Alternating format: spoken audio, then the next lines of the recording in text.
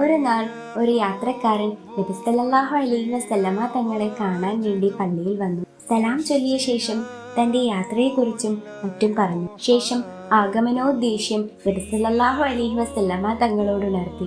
അയാൾക്ക് നബി സല്ലല്ലാഹു അലൈഹി വസല്ലമ തങ്ങളോട് ചില ചോദ്യങ്ങൾ ചോദിക്കാനുണ്ടായിരുന്നു. യാത്രക്കാരൻ ചോദിച്ചു, മരണാനന്തരം എനിക്ക് ശിക്ഷയില്ലാതെ സ്വർഗത്തിൽ പ്രവേശിക്കണം. നബി സല്ലല്ലാഹു അലൈഹി വസല്ലമ തങ്ങൾ പറഞ്ഞു, മാതാപിതാക്കളോട് നന്നായി പെരുമാറുക. യാത്രക്കാരൻ വീണ്ടും ചോദിച്ചു, ജനങ്ങൾക്കിടയിൽ എനിക്ക് ബുദ്ധിമാനായ ഒരു വ്യക്തിയായി അറിയപ്പെടണം. മുത്തുനബി സല്ലല്ലാഹു അലൈഹി വസല്ലമ തങ്ങൾ പറഞ്ഞു, അള്ളാഹുവിനെ ഭയപ്പെട്ട് ജീവിക്കുക.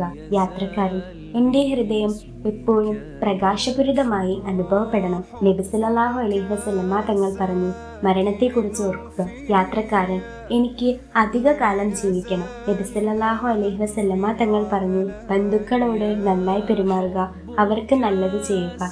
യാത്രക്കാരൻ, എനിക്കെന്റെ ഭക്തി വർദ്ധിപ്പിക്കേണ്ടതുണ്ട്. നബി സല്ലല്ലാഹു അലൈഹി വസല്ലമ തങ്ങൾ പറഞ്ഞു, എപ്പോഴും വുളൂവിനെ കുറിച്ച് ചിന്തിക്കുക.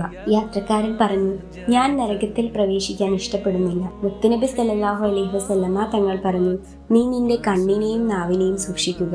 യാത്രക്കാരൻ, ജനങ്ങളിൽ നിന്നും എനിക്ക് ആദരവ് ലഭിക്കണം. നബി സല്ലല്ലാഹു അലൈഹി വസല്ലമ തങ്ങൾ പറഞ്ഞു, ആരുടെ മുന്നിലും കൈനീട്ടാതിരിക്കുക.